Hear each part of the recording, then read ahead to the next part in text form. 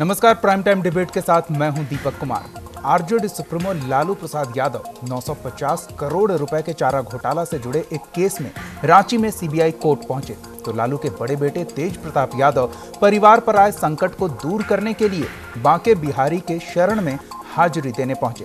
सिर्फ लालू यादव ही नहीं बल्कि उनका पूरा परिवार इन दिनों कई तरह के संकट से गुजर रहा है। चारा घोटाले का केस तो चल ही रहा है, इसके अलावा मिट्टी घोटाला, मॉल घोटाला, मीसा भारती को आईटी का नोटिस, राबड़ी देवी पर 5 प्लॉट लिखवाने का मामला, तेज प्रताप और तेजस्वी यादव की उम्र पर विवाद और भी तमाम तरह के बेनामी संपत्ति के मामले। क्या तेज प्रताप की तपस्या से लालू परिवार के ये तमाम कष्ट दूर होंगे? मामला आस्था से छिटककर अब सियासत के पाले तक पहुंच गया है। प्राइम टाइम में तेज की तपस्या पर बात करेंगे। नास्ति तत्त्वं गुरुः परादम् नगेन्द्रहाराय त्रिलोचनाय भस्मारंगाय महेश्वराय नित्याशुद्धाय दिगंबराय तस्मै कराय नमः शिवाय। चारा घोटाले में फंसे लालू यादव की रांची सीबीआई कोर्ट में पेशी हुई तो उधर बेटे तेज प्रताप ने परिवार के विघ्न दूर करने के लिए वृंदावन में बांके बिहारी जी की हाजिरी लगाई। क्या तेज प्रताप की आस्था दूर कर पाएगी लालू परिवार का संकट? ये रिपोर्ट देखिए।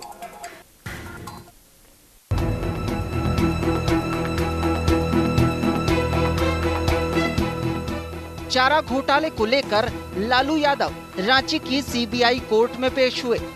यानी अतीत में किए गए कथित पाप लालू और उनके परिवार का पीछा नहीं छोड़ रहे। बीते कुछ दिनों से लालू के पूरे परिवार पर संकट के बादल छाए हुए हैं। लालू का परिवार संकट में। लालू पर चारा घोटाले का चक्र, राबड़ी देवी पर प्लॉट का झंझट, मीसा भारती को आईटी का झटका, तेजस्वी तेज का उम्र विवाद, पूरे परिवार पर बेनामी संपत्ति का संकट। पूरा परिवार सियासी दांवपेच में उलझा हुआ है। बस एक सदस्य है जो तमाम विघ्नों को अपनी तपस्या से दूर करने की कोशिश कर रहा है। जी हाँ, कभी शिव का रुद्रावतार बनकर तो कभी बंशीधर कृष्ण कन्हैया बनकर तेज प्रताप यादव सामने आते हैं और अब परिवार पर आए संकट के निवारण के लिए तेज प्रताप वृंदावन में बांके बिहारी की शरण में है। ऐसा कोई माने नहीं, मैं पिछले साल से मैं आ रहा हूँ वृंदावन और भगवान श्री कृष्ण से मेरा टूट संबंध है।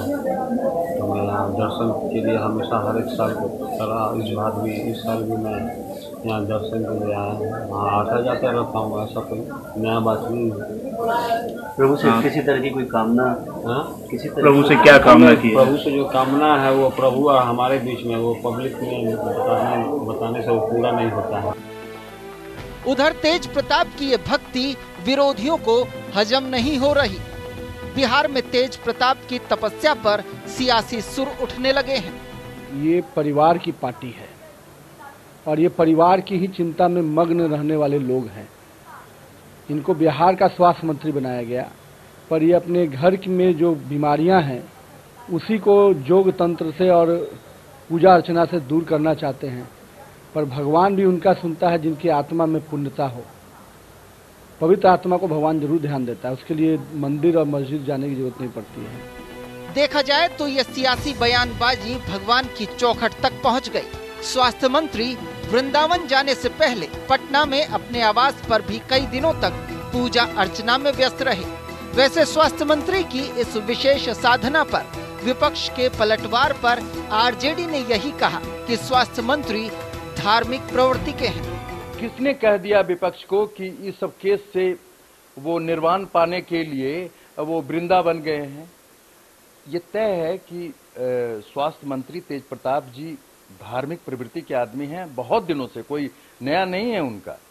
अब आज वो कोई धार्मिक अनुष्ठान कर रहे हैं या किसी तरह का पूजा पाठ कर रहे हैं, ये एकदम गलत बात है। वो तो पहले भी करते रहे हैं और उसी प्रक्रिया के तहत गए हैं। वो ये कहना कि इससे कुछ राहत मिलेगी, अरे हर कोई जानता है कि जो न्याय होता है, न्यायिक प्रक्रिया होती है, एक एविडेंस से चलता है और एविडेंस से नहीं चलता है।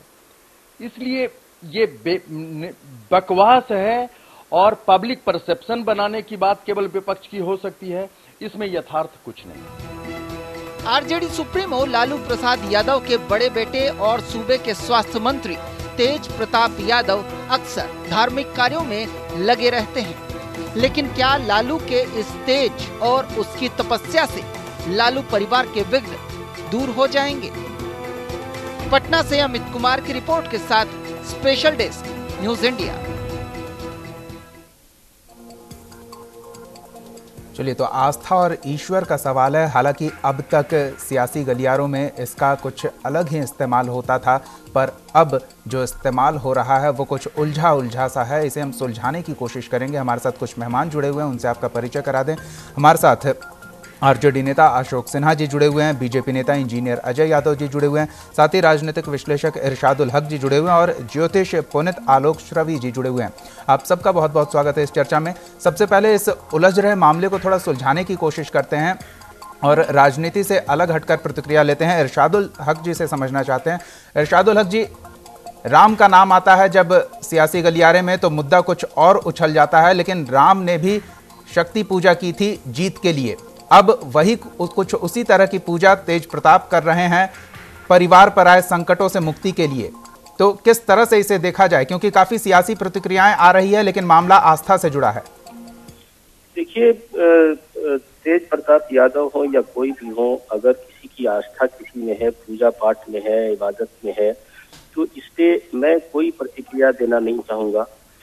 जहां तक तेज प्रताप की बात है, तेज प्रताप के बारे में जो उनको निकट से जान रहे हैं उनको पता है कि वो धार्मिक अनुष्ठान में बहुत विश्वास करते हैं और नियमित रूप से इस तरह की पूजा पाठ करते हैं।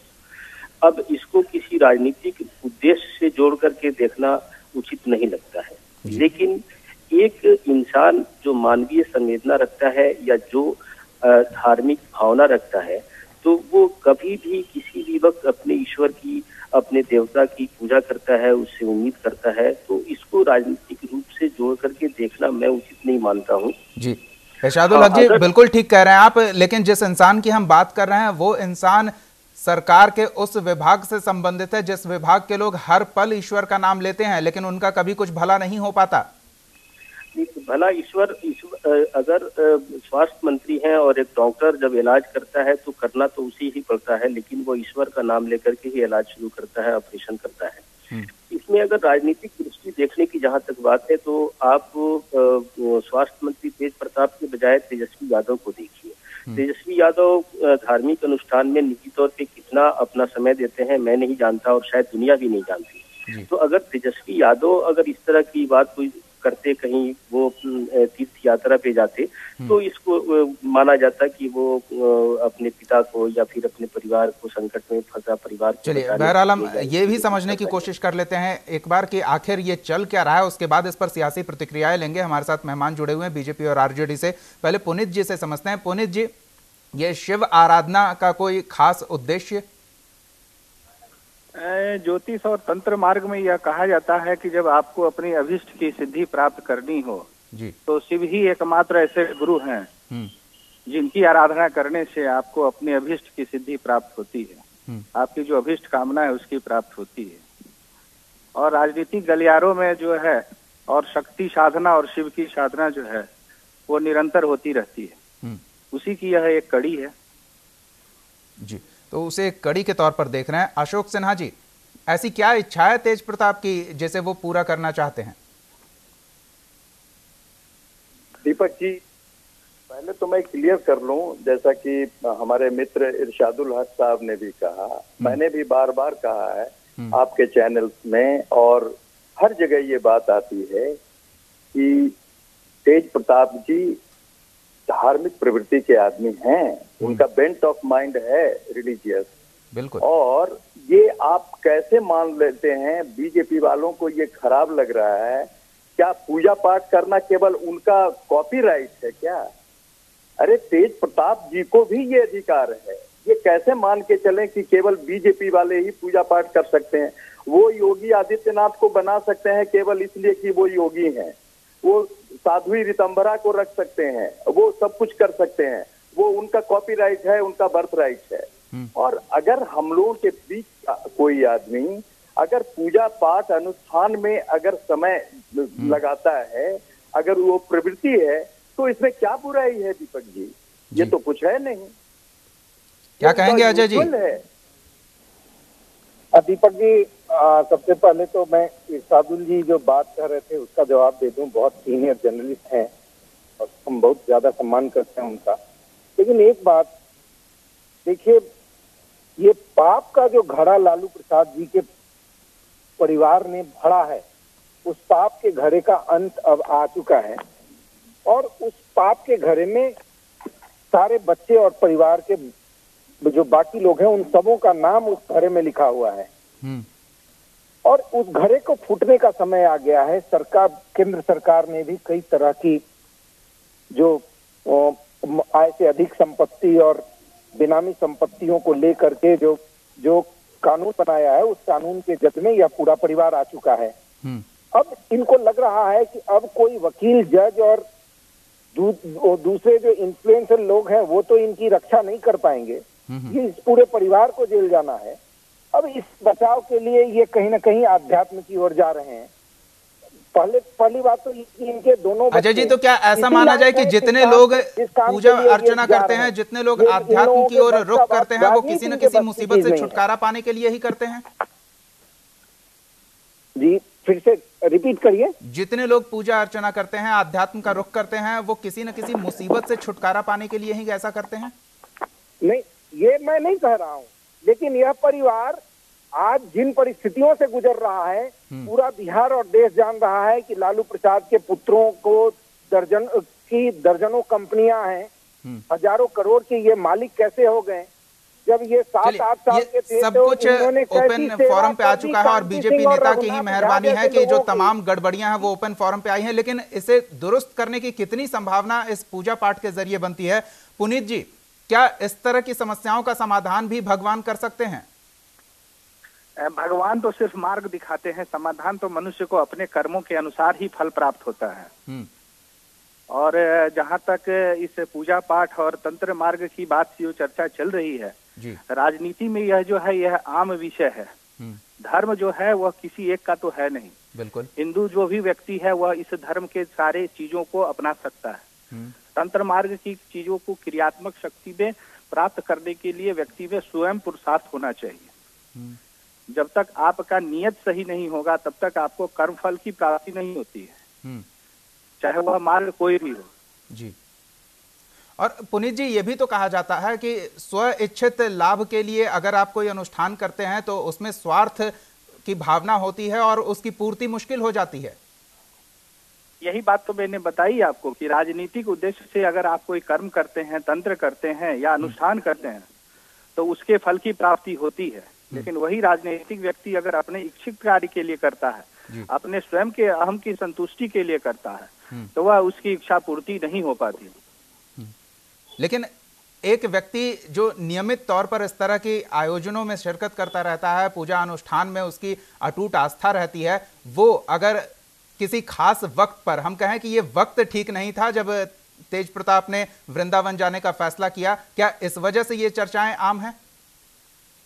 ऐसा नहीं कहा जा सकता है। कुछ ऐसी खगोलीय घटनाएं जरूर हो रही हैं निकट भविष्य में। जिस समय हम लोग चर्चा कर रहे हैं उस दिन भी कुछ ऐसी खगोलीय घटनाएं हो रही हैं जिसका कि आने वाले समय में राजनीतिक रूप से बहुत ज्यादा प्रभाव पड़ना है। जी।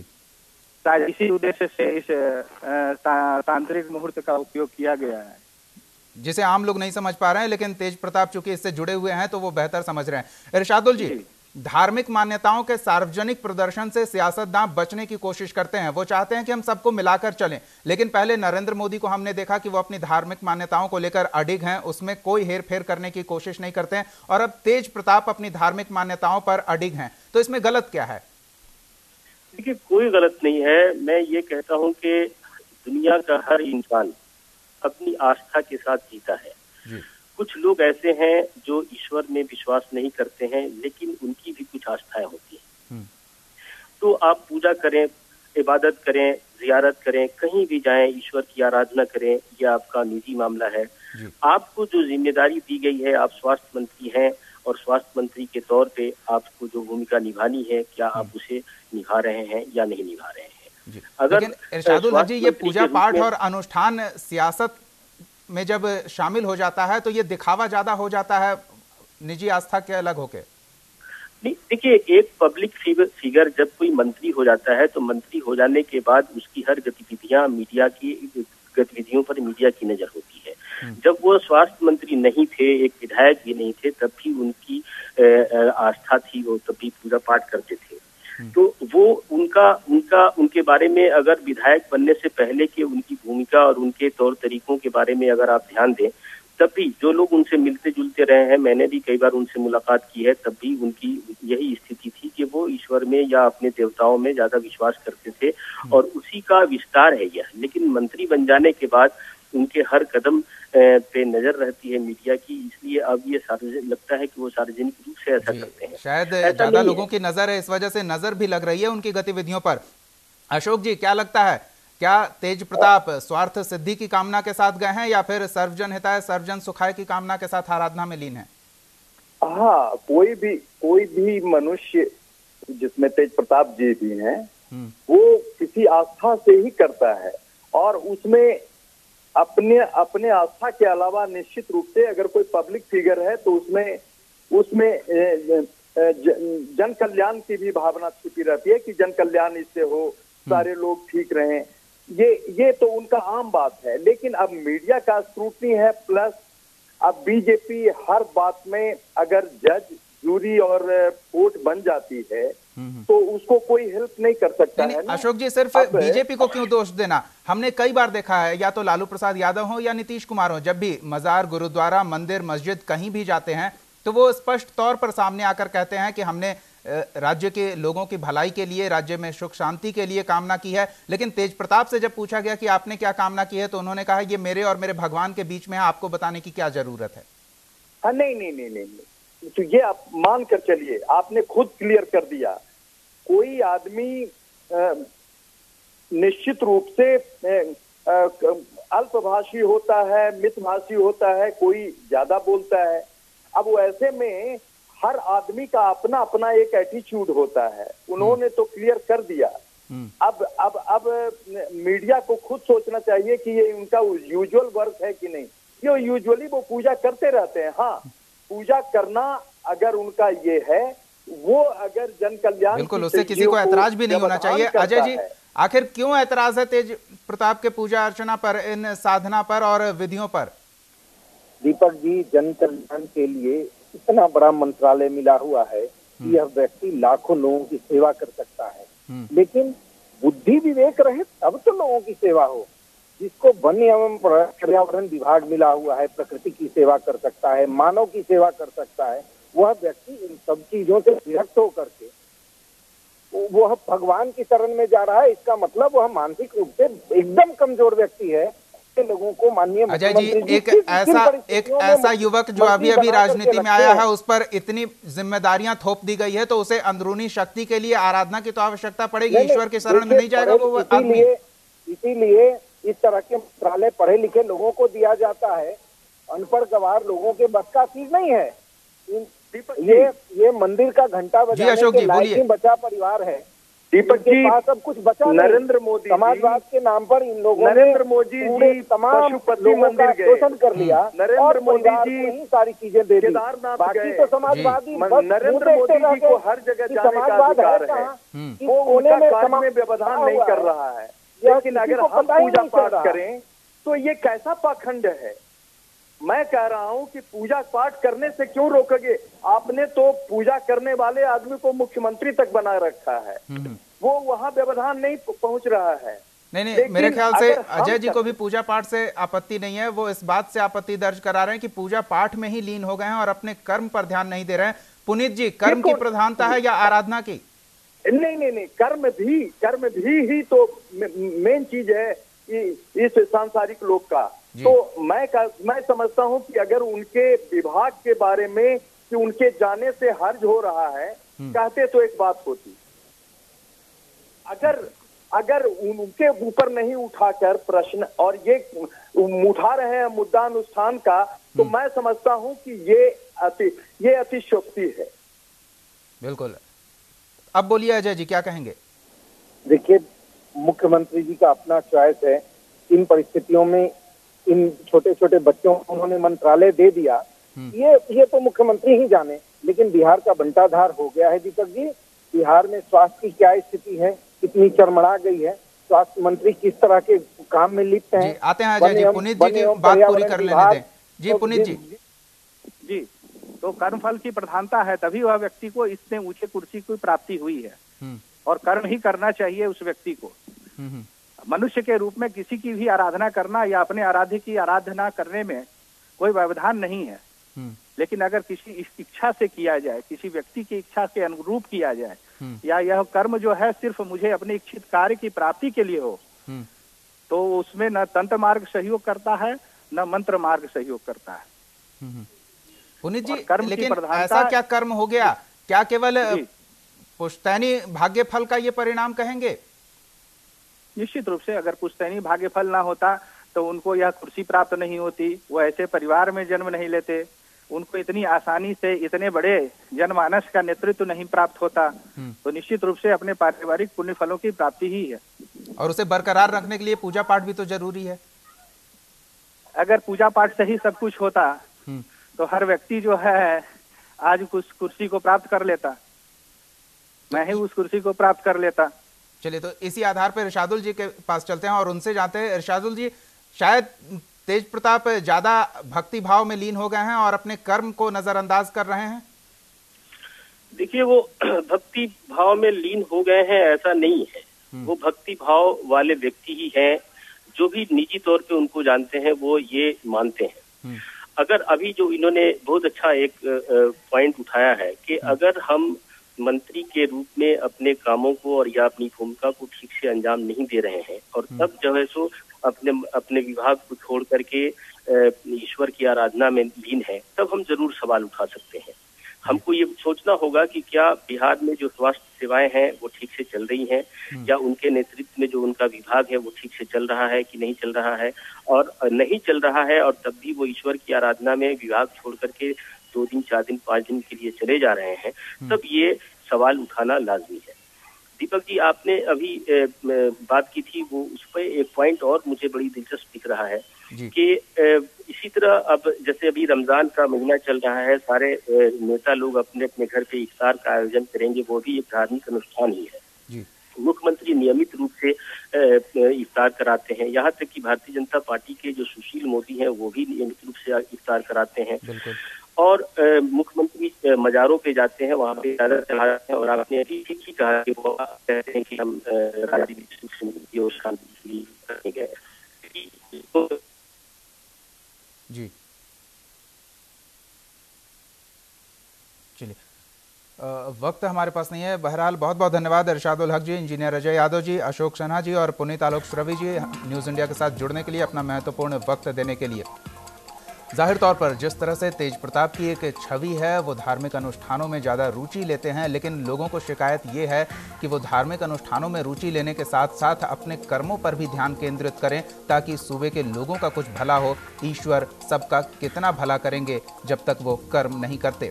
फिलहाल लालू का तेज और ये जो तपस्या में लीन हैं उसका क्या प्रभाव पड़ता है? क्या वाकई वो अपने परिवार की समस्याओं से छुटकारा के लिए शिव के शरण में गए हैं या फिर लोक हित के लिए शिव की आराधना में जुटे हुए हैं? ये तो आने वाला वक्त ही बताएगा। लेकिन अगर इच्छाएं गड़बड़ है तो परिणाम भी गड़बड़ हो सकते हैं। फिलहाल प्राइम टाइम डिबेट में इतना ही। आप देखते रहिए न्यूज़ इंडिया। परो मंत्र नास्ति तत्त्वं गुरुः पराद् नगेन्द्रहाराय त्रिलोचनाय भस्मारंगाय महेश्वराय नित्याशुद्धाय दिगंबराय तस्मै कराय। आप हमारे चैनल को YouTube पर सब्सक्राइब कर सकते हैं न्यूज इंडिया निम्स पर। इसके अलावा आप ट्विटर पर भी हमें न्यूज इंडिया 17 पर फॉलो कर सकते हैं। फेसबुक पर आप newsindia.nimsuni पर हमें लाइक कर सकते हैं।